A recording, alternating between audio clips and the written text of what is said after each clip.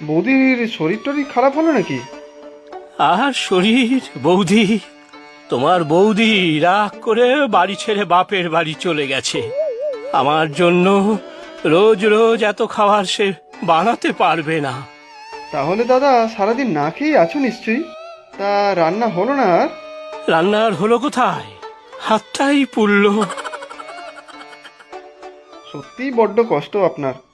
আমার মা আজকে একটু বেশি খাবার দিয়ে দিয়েছে, আমার টিফিনটা খেতে পারেন। বলছো? দাও দাও, খুব খিদে পেয়ে গেছে। বাহ, ভারী সুস্বাদু।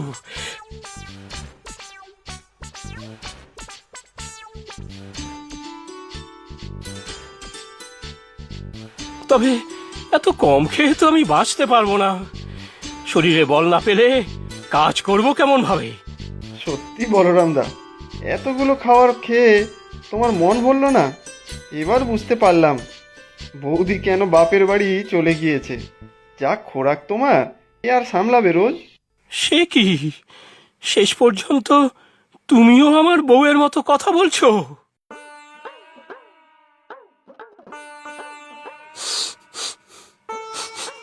পোড়া পোড়া গন্ধ কোথা থেকে আসছে?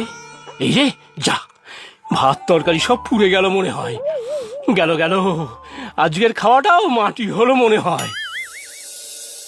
এভাবে আর কতদিন চলবে?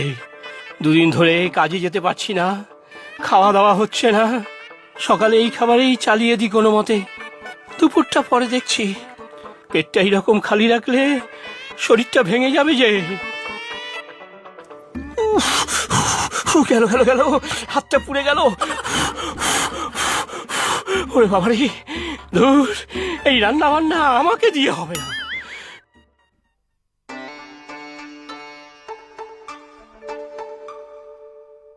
ভোলা ময়রা, খান পাচে আরো লুচি দাও তো। দুপুরের খাওয়াটা এখানেই সেরে ফেলি।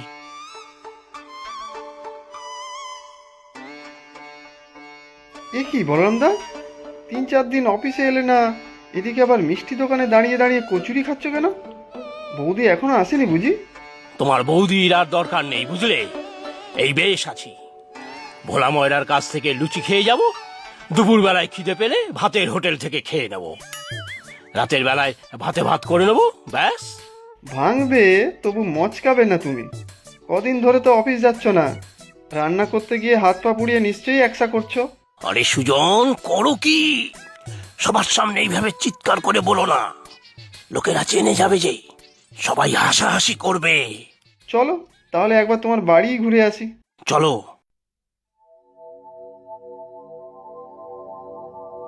ঘরদোরের কি অবস্থা করেছে গো বলরাম দা, পোড়া পোড়া গন্ধ বেরোচ্ছে মনে হয়। আর বলো না ভায়া, রান্না করতে করতে চোখটা লেগে গিয়েছিল। ঘরে শুয়ে পড়েছিলাম, গিয়ে দেখি সব পুড়ে ছাই। যাও তাহলে বৌদির কাছে যাও, ক্ষমা চাও, গিয়ে ফিরিয়ে আনো। না না, এই বলরাম কখনো কারো কাছে মাথা নত করে না। দরকার হলে বাড়িতে নতুন বউ আনবো, তবু ক্ষমা চাইবো না। হ্যাঁ, তাহলে আমি কি যাব বৌদির কাছে তোমার হয়ে ক্ষমা চাইবো, যদি ফিরে আসে? যেতে বলবো? আহা, গিন্নির হাতের রান্না, অসাধারণ। নতুন বউয়ের আনার কথাটা সুজানকে রসিয়ে রসিয়ে বললে গিন্নির কানে ঠিক পৌঁছে যাবে। কি হলো বলরাম দা, এত কি ভাবছো? যাবো আমি একবার।